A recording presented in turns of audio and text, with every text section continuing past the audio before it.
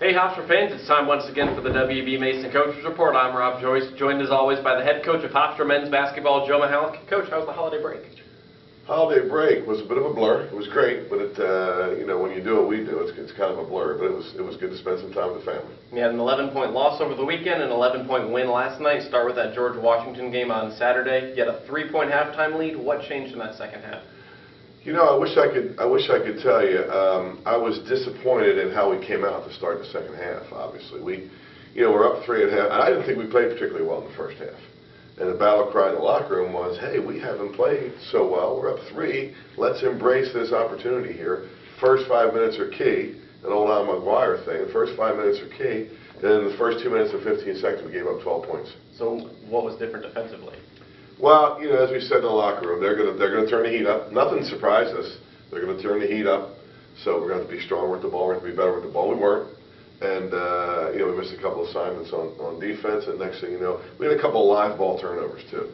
When you turn the ball, that live ball turnover can turn into horrible transition defense and often points.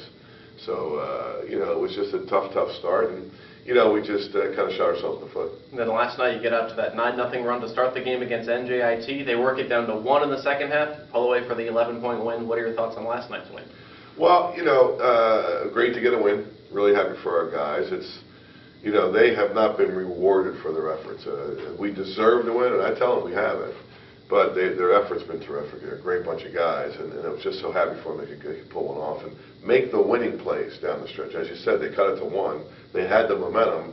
Dion Nesmith hit a huge shot, and then we made the plays down the stretch. He's been back for 3 games since returning from that injury. Led your team in points on Saturday and last night. How valuable has his return been?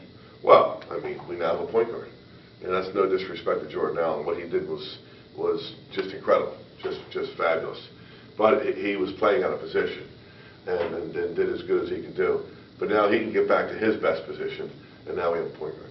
In last night, when they got it down to 1, they hit a 3, they pickpocket Dion, hit another 3 to pull to within 1. Then Dion goes and knocks down a 3 10 seconds later. Is that the kind of play you want from your graduate student, to just forget about the turnover and make a big play? Well, we talk about the next play, the next best action. What's the next best thing we can do? And you have 2 choices. You can sulk and mope because you turned the ball over, or you can say, "Doggone it, I'm going to make up for that." And that's what he did. And that's what the high character people do. Now, Jordan, it seemed the first couple of games having to occasionally play point guard, occasionally play his normal position. Seemed to struggle a little bit last night. Looked a lot more comfortable. Is he getting used to that kind of dual role now? Well, it's as hard as it is, he has to. There's no choice. I wish he didn't have to worry about playing some point guard, but he does. We need him to do that. And he can do it. Jordan can do it. He's got a great basketball IQ, great understanding of the game and what we're trying to do. So, he can do it. I felt bad for him last night. He had some foul trouble. Never got into the flow. And then down the stretch, the guys were in the flow, and we just kind of kept them on the bench. Then your 2 freshmen, Chris Jenkins, comes off the bench, 4 threes. Does your offense get a different dynamic when he's that spark off the bench? Well, he can shoot. He has a quality, he has a characteristic about him that not too many people have. And when he's on the floor, you got to guard him. When he's on the floor, he's a threat to score.